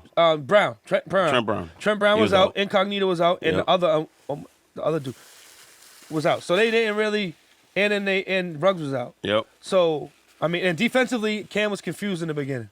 And Josh McDaniels, I think, was trying to come with the Seattle game plan when he should have came with the Miami game plan. And the Raiders DBs are more physical than But they're not Seattle. Talented, though. But they're fast. They were faster. You know what that is? That's a team coming into your neighborhood that's excited. They're flying around. They're young. You got to... Yeah, that's what they did. You got to stop being complicated and just punch them. Yeah. And the other thing, too, with David Andrews being hurt, that means number 71, Owenu, who is the highest-rated rookie last year, he was playing the third tackle. He was playing the second tight end. Yep. And then when David Andrews got Tooney had to kick inside. Center, So now you got Lacoste or one of them dudes blocking, and it's not the same effectiveness as if Owenu. So that's why they went to them spread formations and ran from that. So I'm seeing good things from the Patriots. I would like to see them 3-0 right now. I want to see the progressively build, but I do think what's going to end up happening. What excited me about this Kansas City game is you built that defense to play against Kansas City. They had a chance to beat this team. They do.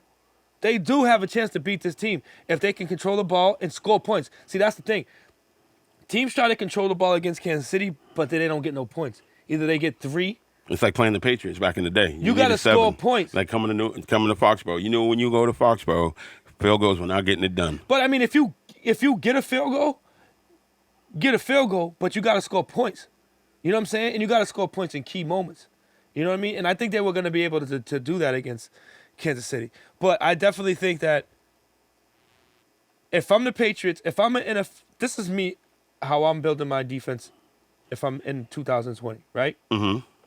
I'm not spending no money on linebackers. I might get 2 or 3. I might have 3 linebackers on my roster. No, I'm talking about like middle linebackers. Like I'm not talking like outside linebackers. All my outside linebackers are going to be de facto third down situational pass rushers. Hybrids. I'm either running 4 fat dudes on my defensive line to clog up the gaps and control the draws and all the runs, and I'm just putting a bunch of 8 DBs back there. I might even go 3 down linemen. I might go with, and Snacks Harrison was flying somewhere today, but he wouldn't say where. Let me see. They're talking about Seattle. But Tease, picture this, right? 3 Vince Wilfork type defensive linemen. Big dudes, clog the hole. Take up 2 blocks each, right? Press the pocket. And then you got 8 defensive backs back there. Safeties, corner hybrids. Safeties that can tackle. Duggar, Phillips, McCourty, right? And then you just bring your other guys in situationally. If it's third down and long or something, then you bring your little fast pass rushers in because you know it's a third down situation. They can react to the screen. They can flow, and they can chase the ball. You know what I mean? I think that's how you got to play these dudes nowadays. So, that's how I feel about the Patriots going into this season. I would like them to be 3-0. I'm optimistic about them. I'm also worried about teams like the Titans and the Ravens than I am these other light teams because I think they're built to kind of run with those teams. And I want to see what the offenses go. Well, basically in the AFC, it's the Chiefs and everybody else. And Patriots got to worry about Buffalo. Yeah, Buffalo looks good. And they got the recipe to kind of cause the Patriots problems. Because now with Stephon Diggs there, that gives them the true number 1 that they've been missing. That Josh Allen did not have. Josh Allen he's been good, but like a young Ben Roethlisberger over there. Yeah, but is he that? Well, we'll see. We're about to see. You know, his numbers look good.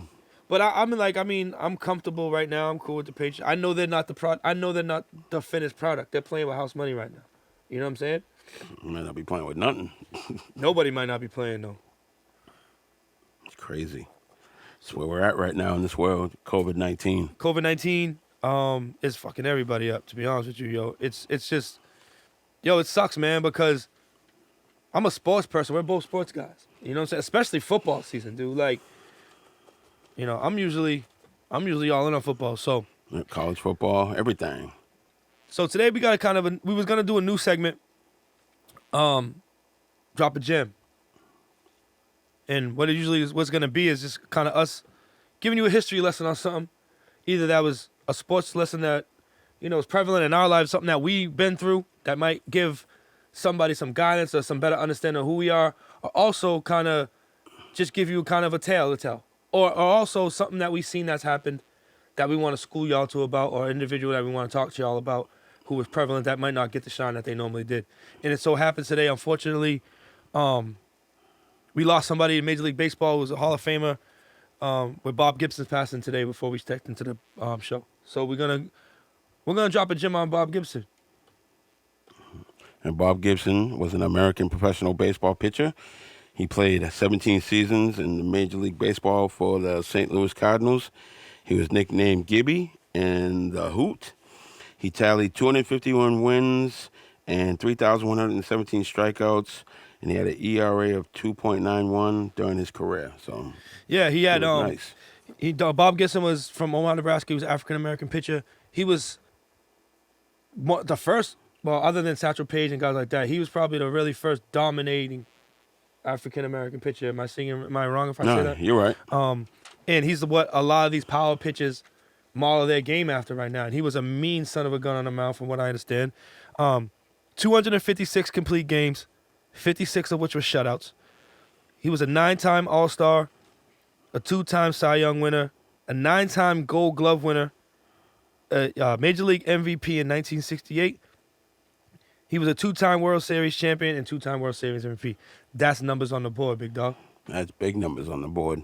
That's numbers that, man, if I was a baseball player, those are numbers I want. I just remember my granddad and my great uncles and stuff, that was the guy that they always talked about. Bob Gibson, he was intimidating. How he pitched off the mound. I think how he came flying off the mound, and he threw that heat. Yeah, I believe they beat the Red Sox in '67. He was a pitcher on that team, of the Cardinals team, the Big Red Machine. And he never played for anybody else? Nope.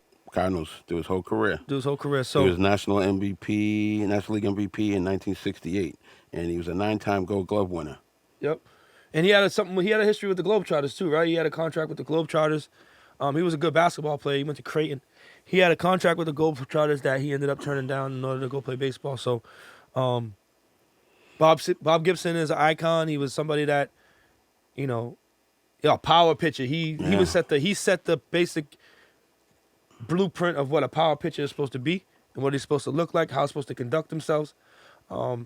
He's probably he had one of the greatest seasons ever produced by a starter. He went 22-9 in 1968 with 1.12 ERA with 13 shutouts, leading to the mound being lowered because he was so dominating. His pitchers would come down at batters and they'd be backing out of the batter's box because we come with that heat.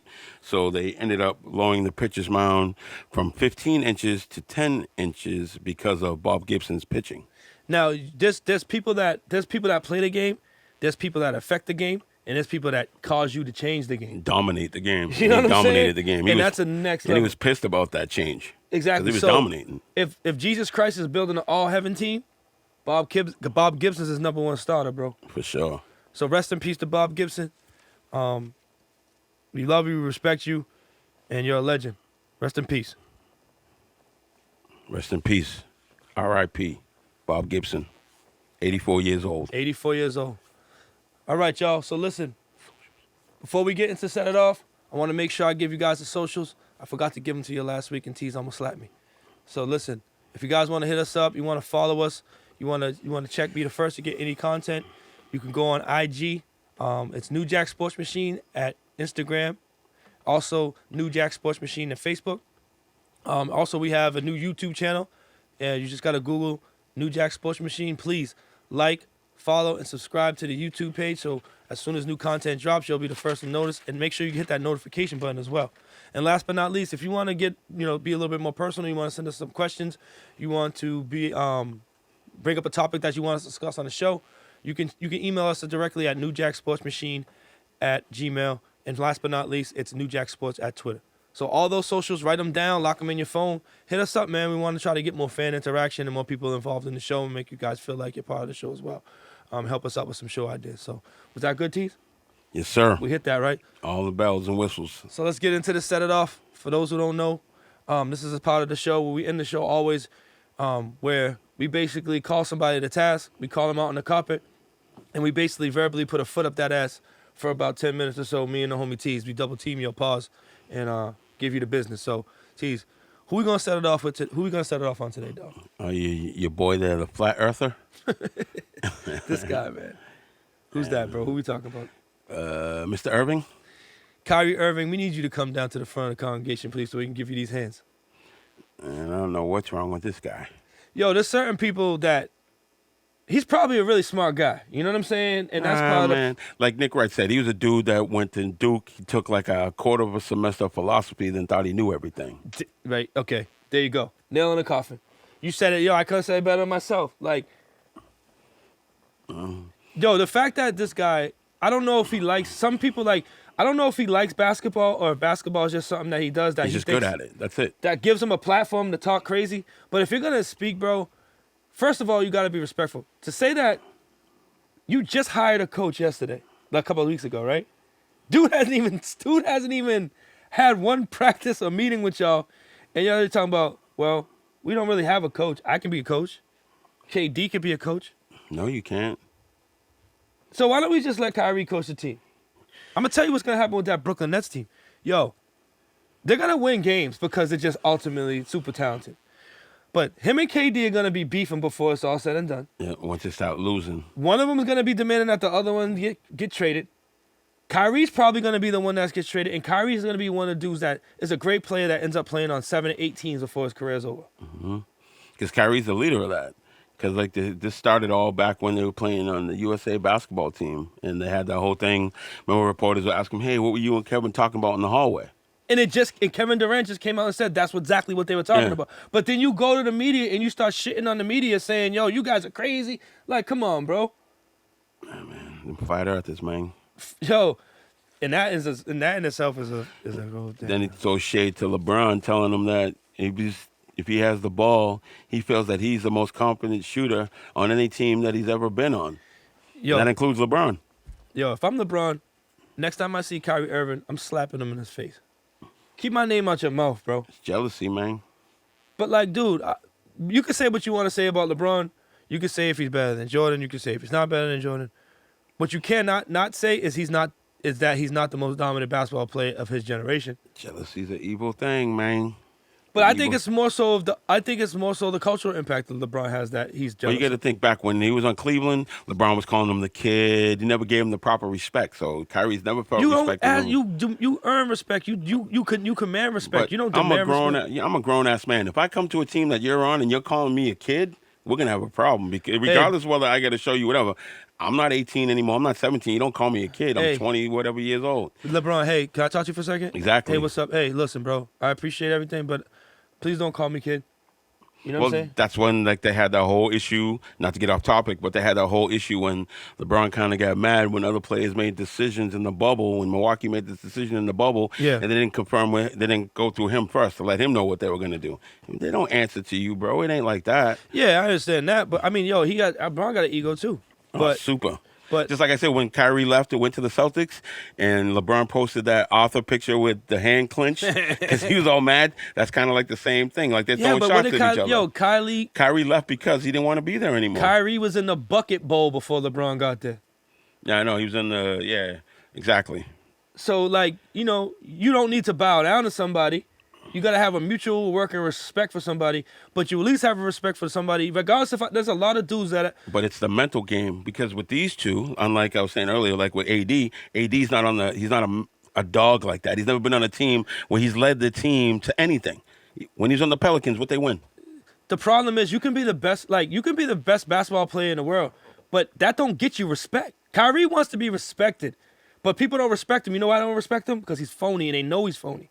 He's weird. No, he's not weird. He's phony. Weird. We all know weird people that we still love and respect. They don't respect Kyrie because they don't trust what he says, and they know he's just saying shit because he wants to sound smarter than he is, and he's only out for his best interest. Those Duke dudes are loopy.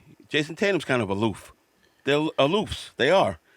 Think about the dudes that are in the NBA that play for Duke right now. That's why I rooted for UNLV dunking on him. UNC. Like, I was always a North Carolina dude. I rooted anybody but Duke. No, I never liked anyone from Duke, ever. Jason Tatum's probably the first dude from Duke that I've ever liked, ever. Because you think it was Bobby Hurley, it was Grant Hill. Capel. I like Grant Hill. Grant Hill was all right, but even still, he was on Detroit. So how much did you really like him? Yo, when we start doing when we get to the point after a couple episodes when we do our like special episode, like our one-off episode of like what specific topic, I want to talk about the cultural impact of Allen Iverson in the Fab Five. Yeah. So let me ask you this. Do you think that shade that he was throwing at LeBron, saying that this is the first time that he's had someone in his career that he could actually trust taking the shot to win the game? When LeBron's got 5 game winners? It might be, but if I'm LeBron, I don't give a fuck. I'm LeBron. If I'm LeBron, I'm like, I'm getting you know what I'm saying? I'll have access to things in my life, and I'll be able to do things in my life that Kyrie Irving never. Like, if I'm LeBron, I'm getting on my G27 or whatever it is, and I'm putting my headphones on, and I'm eating lobster and steaks, and I'm chilling. I ain't even thinking about Kyrie Irving. But what I will do is, when I see you in passing, don't ha-ha me. Yo, it's going to be, hey, bro, keep my name out your mouth, and all them little subtle shots, watch it, or it's going to be fists. Well, this is what I've always looked at, and this is through any time when they have a superstar that's at the top of his game. You have the go-alongers, the dudes that, hey, LeBron, hey, what's up, man? I'll go along with you. Yeah. And then you have the others, like Jaylen Brown, dudes that want to beat him. They don't want to play with him. They want to beat him. Giannis wants to beat him. Dudes that say, I don't want to play with you. Because one thing about LeBron, and this is why I kind of feel bad for Kyrie and Kevin Love and, D-Wade and Bosh, when they started losing, it was never LeBron's fault. No, I respect that. I understand that. It's always the other people's fault. Like Kevin Love in Cleveland, when all that was going down. They got to change their game so much to be with LeBron. I understand that. And Anthony Davis is the first dude where he hadn't had to change his game. LeBron kind of... Even though he's the one, he kind of did a one. I don't mind people. I like that. But yo, Kyrie, you played on this team. And Anthony Davis is not a strong personality like Kyrie. Just keep it a buck. Just keep it a buck. Like, say, yo, I don't fuck with dude. I don't like dude. I think he's overrated. Like, keep it a buck. Don't be on some old subliminal wishy-washy shit and then come on your IG Live and try to backtrack. Kyrie feels that, hey, man, I was here first. Even though they weren't doing that well. It don't matter. We all know. They weren't the one without him. Tiny Archibald, and he didn't win it by himself. No. I know Isaiah Thomas is the only little guy lead dog that beat. Yo, you don't win. Like, little guys are complimentary pieces. Let's be respectful. They're complimentary pieces. Little big beats little 9 times out of 10. Like you said, you had Tiny Archibald, who's an example, a rare example, and Allen Iverson's probably. But they didn't win the championship though. Tiny Archibald won with the Celtics. But who else was on that team with him? No, I know. So but he was the point guard of the first team. Little guys win. Maxwell. Little guys win, but I'm saying they're usually not they're the catalyst. They're not the catalyst. Yeah. Gotcha. Like, well, you figure basketball was a big man's game. But I'm saying Isaiah. True. But Isaiah also had the bigs to help him. No, but Isaiah was that dude. Score, yeah. He was the man. You know what I'm saying? And he beat Bird, he beat Magic, and he beat MJ. Yeah. But his attitude and his personality. But that's what you're talking about. No, but I'm saying it he runs didn't people want the to wrong be way. friends. No, I'm saying just with the media, with people. But the difference between Isaiah and Kyrie, you knew exactly what Isaiah was about. He didn't hide that shit. No, he didn't. He died. I don't fuck with y'all. The thing was, they tried to play Isaiah off like he was a church boy, and he wasn't. He was South Side Chicago. Yeah, he's hood. You know what I'm saying? Like, I don't F with you. I don't care if you're Michael Jordan, everybody kiss your ground. I don't got no love for you. So, as far as that goes, Kyrie, you know what I'm saying? Yo, you need to grow up, man. For real. You need to grow up, man. Yo, NBA basketball player, you have access to things people in the world don't access. And you don't have to play basketball. It's about respect. Kyrie has no respect for anyone. That's the problem. He don't have no respect. He keeps crying out for respect me, and doing things. When he don't respect other people. You got to give it to get it. Yo, my father said this, and I'm going to end it with this. Yo, you don't demand respect, you command respect. And it's not about talking. It's about how you conduct business with people, being a stand-up guy and moving. It's not about who the best basketball player is. You know what I'm saying? It's about being a man at the end of the day. So, yo, Tease, episode 4 in the books. Yo, Will, with that said, you know what I need you to do? Drop the joint. It's a wrap.